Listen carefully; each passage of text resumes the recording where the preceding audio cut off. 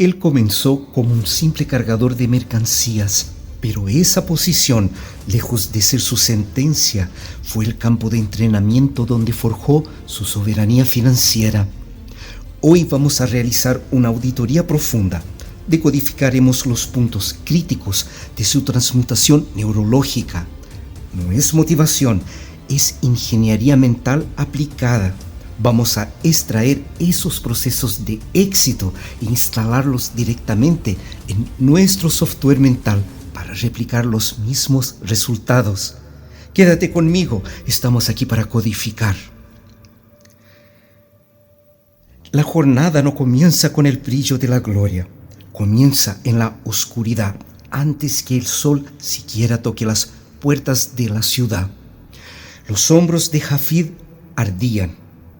No era un ardor físico común, era la sensación de un sistema al límite de su capacidad operativa, forzado a cargar el peso de una ambición que no le pertenecía. Cada paso sobre los muelles era un eco constante de su propio estancamiento. Los mantos, la seda y las especias que transportaba eran la riqueza de otros, mientras su propia vida permanecía estática, atrapada a un ciclo de ejecución circular, del muelle al mercado, del mercado al muelle. El dolor era una constante, pero la verdadera angustia era la previsibilidad.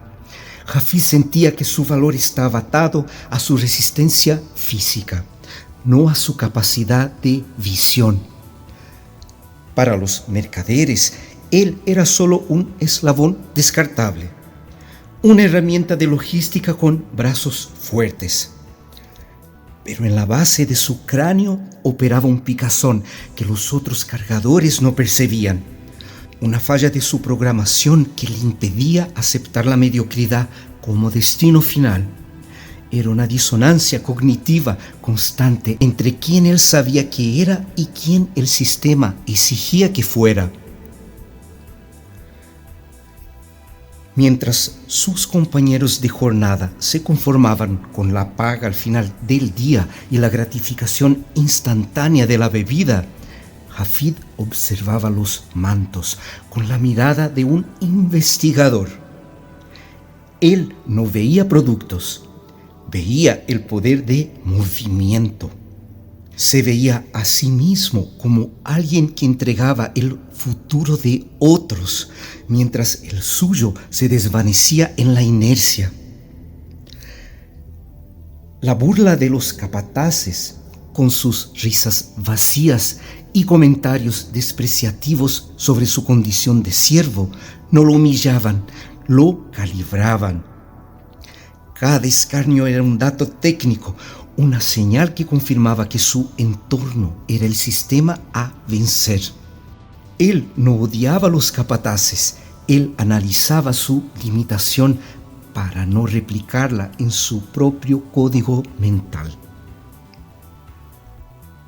El sudor le corría por la espalda, mezclándose con el peso insoportable de los fardos.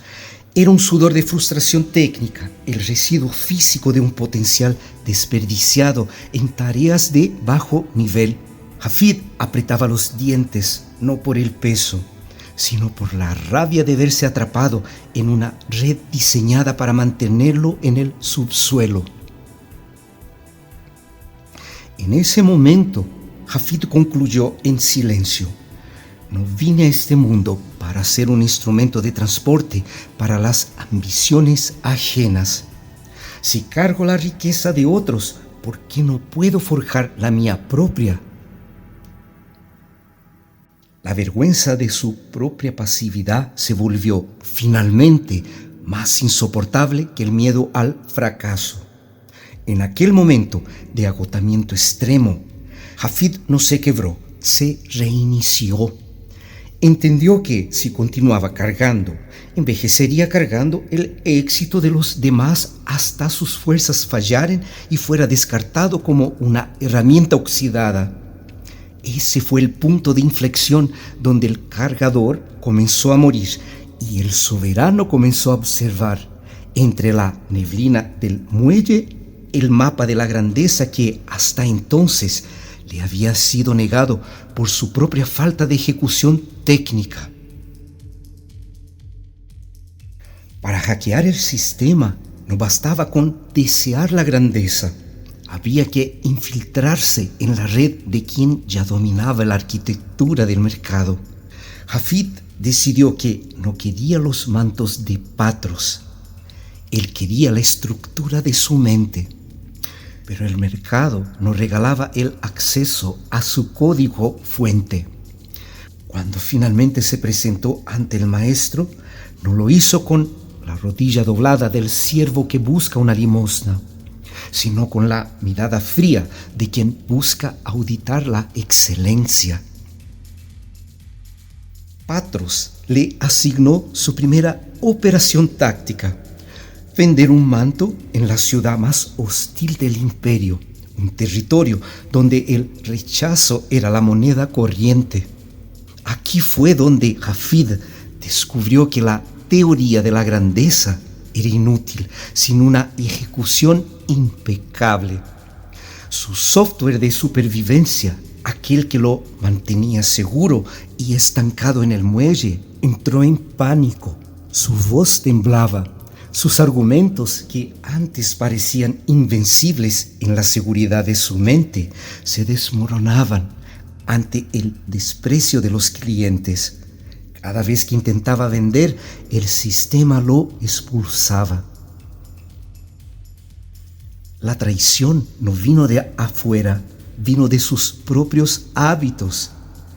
Cada vez que intentaba aplicar una estrategia de persuasión, su viejo yo, aquel cargador temeroso, saboteaba la operación, buscando la ruta de escape más fácil, la resignación. Fue rechazado, ignorado y, en ocasiones, blanco de la burla de aquello que lo veían como un cargador jugando a ser vendedor. En ese mercado sintió el peso de la humillación técnica. ¿Por qué el sistema no me recompensa si estoy intentando aplicar las reglas?, se preguntaba, con la rabia ardiendo en el pecho. La respuesta fue un golpe de realidad fría. El mercado no se impresionaba con intenciones, solo se ajustaba a los resultados. La realidad le devolvió un diagnóstico cruel. Su incompetencia no era una cuestión de mala suerte, sino de una arquitectura mental obsoleta que seguía operando en modo siervo.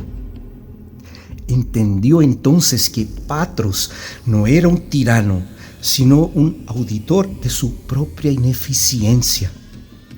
Él no le estaba dando una tarea para enriquecerse, lo estaba forzando a una actualización crítica de software. Si Hafid no destruía la versión del Hafid cargador, la versión del Hafid emperador nunca cargaría el código necesario para dominar el mercado. Cada fracaso en esa ciudad hostil fue un dato crudo y doloroso. La falla no era del mercado, la falla era del protocolo que él estaba ejecutando. En ese momento de soledad, rodeado por gente que no veía nada en él, comprendió que el precio de la soberanía era la capacidad absoluta de convertir el dolor de la humillación en combustible para la autodisciplina. No volvió al muelle a buscar consuelo. Se retiró a auditar sus errores en el silencio de la noche. Entendió que para ascender tenía que pasar por el proceso de desinstalación más doloroso de su existencia. Dejar de ser quien todos esperaban que fuera para convertirse en el operador que él decidió ser. Instalación de protocolo. La incompetencia no es falta de capacidad, es exceso de viejos patrones. Para cargar la nueva versión, debes vaciar la memoria caché de tu ego. La entrega de los pergaminos no fue una ceremonia de sabiduría, sino el inicio de una intervención técnica severa. Al abrir el primer pergamino, Hafid no encontró fórmulas mágicas, sino una exigencia de reconfiguración radical de su carácter. el dolor de esta etapa no radicaba en la complejidad de las tareas, sino en la resistencia de su propio sistema a ser modificado. El viejo yo se aferraba a la inercia, a la pereza y al miedo al juicio ajeno. El nuevo Hafid, sin embargo, estaba programando su mente con una disciplina férrea. Aprender los pergaminos se convirtió en un acto de aislamiento quirúrgico. Mientras sus antiguos compañeros de muelle buscaban el alivio inmediato en la diversión, Hafid se retiraba a la soledad de la autodisciplina. Retuvo su energía, su enfoque y su tiempo, dedicándolos exclusivamente a la interiorización de las lecciones. Se convirtió en un extranjero dentro de su propio medio, un hombre que ya no hablaba el mismo lenguaje que la mediocridad que lo rodeaba. La ceguera de su antigua vida había sido curada, pero fue reemplazada por la carga de una nueva conciencia. Cada error cometido después de la lectura del pergamino dolía el doble, pues ahora él poseía la métrica exacta de lo que debía haber ejecutado. Este fue el nacimiento de la autocrítica implacable, el embrión de su instinto soberano. Hafid comprendió que poseer el mapa no le transportaba al destino. El territorio debía ser conquistado paso a paso a través de una cirugía dolorosa en su propia personalidad. Cada interacción fallida en el mercado era analizada como una fisura en su autoconfianza. Si sigo el protocolo, ¿por qué no soy recompensado inmediatamente?, se preguntaba. La respuesta que el pergamino le devolvía como un eco era que el éxito es una acumulación silenciosa de microvictorias que, por mucho tiempo, parecen carecer de efecto visible. Fue entonces cuando dejó de vender mercancías y comenzó a vender su propia convicción. La aplicación práctica de los pergaminos era, en esencia, una programación neurolingüística y psíquica. Hafid decidió mantener el ritmo independientemente de la falta de lucro inmediato, probando que su disciplina era superior a su necesidad de gratificación. Comprendió que el tiempo invertido en lamentar la falta de ventas era su tiempo robado a su preparación. Él no estaba haciendo, él estaba convirtiéndose. El protocolo dejó de ser una tarea externa para volverse su sistema operativo interno. Hafid ya no intentaba forzar la venta, él simplemente irradiaba el resultado de su propia actualización neural. Ejecución de comando. La autodisciplina no es un estado de ánimo, es la automatización de decisiones soberanas frente a la tentación de la gratificación instantánea. El punto de quiebre de Hafid no fue un momento de euforía ruidosa, sino una epifanía silenciosa y abrumadora. Fue el instante en que el dolor de la disciplina fue finalmente sustituido por el placer de la competencia técnica. El cargador de fardos murió, el emperador asumió el mando, no por lo que poseía, sino por aquello en lo que se había convertido. El giro ocurrió cuando Hafid dejó de intentar forzar la realidad y comenzó a irradiar el resultado de su transformación interna. El mercado, antes un oponente, pasó a ser el espejo de su nueva arquitectura mental. Hafid comprendió que el vendedor soberano no pide, el vendedor soberano ofrece valor. El dolor del rechazo que antaño fracturaba su voluntad fue transmutado en estoicismo puro. Cada no recibido dejó de ser un ataque a su dignidad para convertirse en un dato estadístico necesario en su camino hacia el éxito. Hafid dejó de cargar productos, comenzó a cargar convicción. El momento de su consagración llegó cuando descubrió que no necesitaba la venta para validar su identidad. Ese desapego fue la cumbre de su instinto soberano. Al cesar la desesperación por el resultado, se volvió irresistible para el mercado. Actuaba con la calma de quien ya posee el mundo, porque a través de la autodisciplina había conquistado el territorio más estratégico, su propia mente. Al mirar hacia atrás, Hafid vio al joven que cargaba mantos no como una víctima, sino como una fase necesaria de fortalecimiento.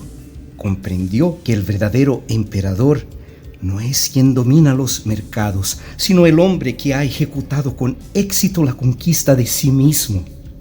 El dolor que lo mantenía preso en la inercia del pasado se desvaneció, dando lugar a una claridad absoluta de propósito. La jornada terminó donde comenzó, en el mercado, pero Hafid ya no era el mismo. Ahora era un hombre cuya palabra era ley para sí mismo, un operador que ya no dispersaba energía en la distracción. Sabía exactamente dónde aplicar la fuerza para obtener el máximo impacto.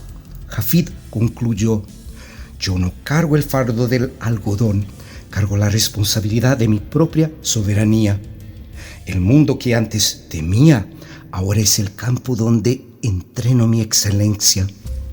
Su éxito no fue un golpe de suerte, fue el resultado visible de una invisible e implacable reprogramación neuronal. Hafid se había convertido en el estándar. Él era, finalmente, el sistema que dictaba las reglas del juego. System check. El éxito no se persigue, se atrae por la frecuencia de tu nueva arquitectura mental. El protocolo Hafid ahora es parte de tu código. Mantente firme, mantén este instinto soberano.